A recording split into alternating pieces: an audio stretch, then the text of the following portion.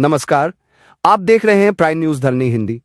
आज हम आपके लिए देश दुनिया की 20 बड़ी खबरें लेकर आए हैं। आइए शुरू करते हैं आज की सुर्खियां।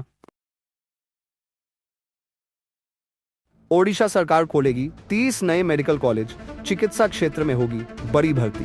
ओडिशा सरकार ने 30 नए मेडिकल कॉलेज खोलने और 8,000 से अधिक डॉक्टरों व पैरामेडिकल स्टाफ की भर्ती की घोषणा की है। स्वास्थ्य मंत्री मुकेश महालिंग ने विधानसभा में यह जानकारी दी, जिसमें भद्रक जिले में नए मेडिकल कॉलेज खोलने की योजना भी शामिल है।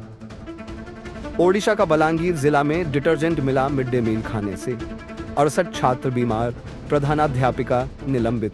बालांगीर जिला के देंगपदर स्कूल में मिड डे मील में गलती से डिटर्जेंट मिल जाने से 68 छात्रों को अस्पताल में भर्ती कराया गया। घटना के बाद प्रधानाध्यापिका गीता महाडिक को बीओ ने निलंबित कर दिया और स्थानीय लोगों ने स्कूल प्रबंधन पर कार्रवाई की मांग की।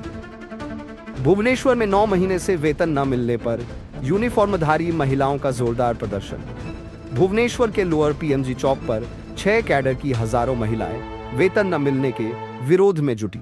9 महीने से वेतन न मिलने पर मिशन शक्ति कार्यकर्ताओं और श्रमिक संघ ने सरकार के खिलाफ प्रदर्शन किया। नवरंगपुर जिले के लिए 460 करोड़ रुपए की विकास परियोजनाओं का उद्घाटन। नवरंगपुर जिले में 460 करोड़ रुपए से अधिक की लागत वाली 261 विकास परियोजनाओं का मुख्यमंत्री ने उद्घाटन किया। मंडई महोत्सव में जिले की संस्कृति, पर्यटन और आर्थिक प्रगति पर जोर दिया गया। ओडिशा में ऑनलाइन ट्रेडिंग धोखाधड़ी में 59,000 से ज्यादा लोग शिकार, मुख्यमंत्री ने दी जानकारी। ओडिशा में पिछले 6 सालों में 59,000 से ज्यादा लोग ऑनलाइन ट्रेडिंग धोखाधड़ी का शिकार हुए, जिसमें 2023 और 2024 में सबसे ज्यादा मामले दर्ज हुए। मुख्यमंत्री ने साइबर क्राइम से निपटने के लिए भुवनेश्वर में नई साइबर क्राइम यूनिट के गठन और पुलिस स्टेशनों को मजबूत करने की जानकारी दी। दिल्ली के 40 से अधिक स्कूलों को मिले बम धमकी के ईमेल। सर्च ऑपरेशन जारी, छात्रों को निकाला गया। दिल्ली के 40 से अधिक स्कूलों को बम धमकी वाले ईमेल मिलने के बाद पुलिस, बम निपटान दस्ते और दमकल विभाग की टीमें तुरंत सक्रिय हो गई। धमकी के कारण स्कूलों को खाली कराया गया और सर्च ऑपरेशन जारी है। किरण रिजिजू ने कांग्रेस और अन्य दलों से सोनिया गांधी जॉर्ज सोरोस के संबंधों के खिलाफ एकजुट होने की अपील की। किरण रिजिजू ने सोमवार को कहा कि सोनिया गांधी और जॉर्ज सोरोस के बीच अलेज संबंधों को लेकर कांग्रेस सहित सभी राजनीतिक दलों को एकजुट होकर भारत विरोधी ताकतों के खिलाफ आवाज उठानी चाहिए। उनका कहना था कि यह मुद्दा पार्टी राजनीति से ऊपर उठकर देशहित से जुड़ा है। राहुल गांधी का मोदी अडानी मजेदार मॉक इंटरव्यू संसद में हंगामे का कारण बना। कांग्रेस नेता राहुल गांधी की अगुवाई में विपक्षी सांसदों ने 9 दिसंबर 2024 को संसद के बाहर एक व्यंग्यात्मक विरोध प्रदर्शन किया, जिसमें प्रधानमंत्री नरेंद्र मोदी और अरबपति गौतम अडानी के कथित संबंधों को लेकर मॉक इंटरव्यू किया गया। यह विरोध प्रदर्शन अडानी समूह से जुड़ी घोटाले की बातों को संसद में उठाने के लिए था, जिससे सरकार पर दबाव बनाया जा रहा है। INDIA गठबंधन जगदीप धनखड़ के खिलाफ अविश्वास प्रस्ताव लाने की तैयारी में। कांग्रेस की अगुवाई में विपक्षी पार्टियां राज्यसभा के सभापति जगदीप धनखड़ के खिलाफ अविश्वास प्रस्ताव लाने की योजना बना रही हैं। TMC, आप, SP और अन्य INDIA गठबंधन के 70 सांसदों के समर्थन से यह प्रस्ताव कल लाया जा सकता है। संसद में सरकार और विपक्ष के बीच तीव्र बहस और आरोप प्रत्यारोप के बाद यह कदम उठाया जा रहा है। बंगाल धमाके में 3 की मौत, बम बनाने में गड़बड़ी का शक। पश्चिम बंगाल के मुर्शिदाबाद जिले के खैरतला क्षेत्र में कच्चे बम बनाने के दौरान हुए विस्फोट में 3 लोग मारे गए और कुछ अन्य घायल हो गए। विस्फोट इतना जोरदार था कि घर की छत भी उड़ गई। पुलिस ने घटनास्थल पर जांच शुरू कर दी है। मृतकों की पहचान ममुन मोल्ला, सकीरू सरकार और मुस्तकीन शेख के रूप में हुई है। राहुल नार्वेकर महाराष्ट्र विधानसभा के अध्यक्ष के रूप में निर्विरोध चुने जाने के लिए तैयार। मुंबई के कोलाबा से 2 बार के विधायक राहुल नार्वेकर 47 सोमवार को महाराष्ट्र विधानसभा के अध्यक्ष के रूप में निर्विरोध चुनाव के लिए तैयार है। महायुति को विधानसभा में 288 सदस्यीय सदन में 235 सीटों का बहुमत होने के कारण उनकी चुनाव प्रक्रिया अब केवल एक औपचारिकता बनकर रह गई है। भाजपा के राहुल नार्वेकर, जिन्होंने शिवसेना और शिवसेना UBT तथा एनसीपी और एनसीपी ए एक पीकेपी के बीच अयोग्यता मामलों की अध्यक्षता की थी। एक बार फिर महाराष्ट्र विधानसभा के अध्यक्ष बनने जा रहे हैं। जम्मू और कश्मीर के सांबा में बांग्लादेश में हिंदुओं पर हमलों के खिलाफ प्रदर्शन। सांबा जिले में सोमवार को विभिन्न समुदायों के लोगों ने बांग्लादेश में हिंदुओं और उनके मंदिरों पर हुए हमलों के विरोध में एक रैली निकाली। प्रदर्शनकारी सूरज सिंह ने कहा, नागरिक समाज ने बांग्लादेश में हो रही हिंसक घटनाओं के खिलाफ विरोध प्रदर्शन किया। हिंदू, सिख और जैन समुदायों के लोग इस विरोध में शामिल हुए और केंद्र सरकार से हस्तक्षेप की अपील की। सीमा सुरक्षा के लिए जल्द ही व्यापक anti drone system. Amit Shah.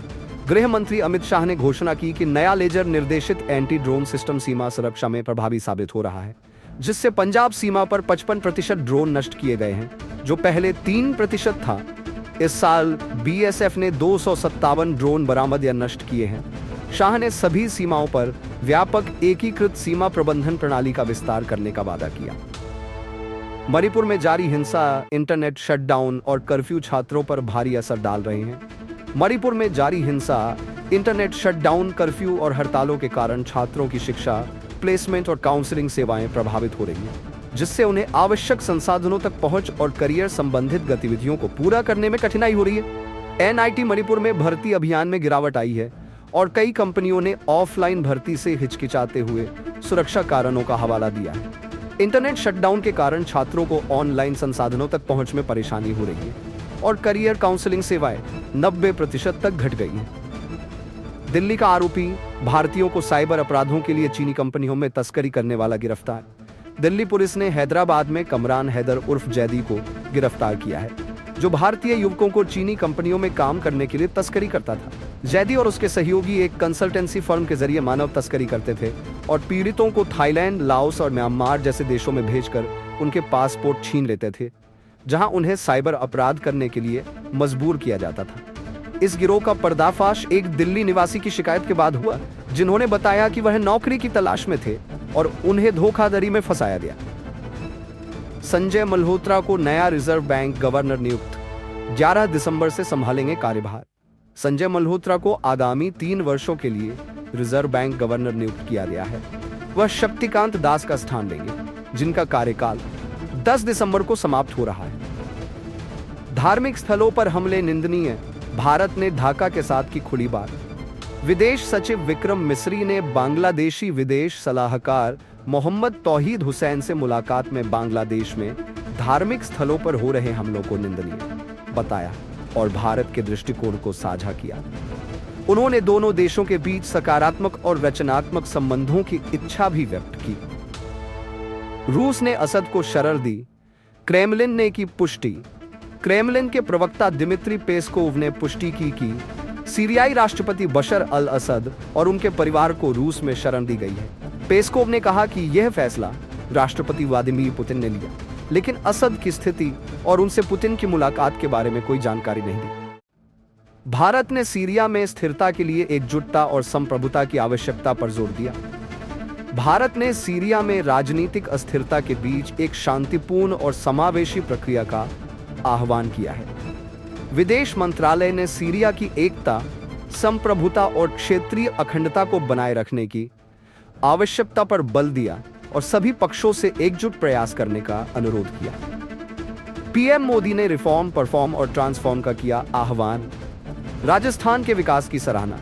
प्रधानमंत्री मोदी ने rising Rajasthan global investment summit में राज्य की संभावनाओं और मुख्यमंत्री के प्रयासों की सराहना की।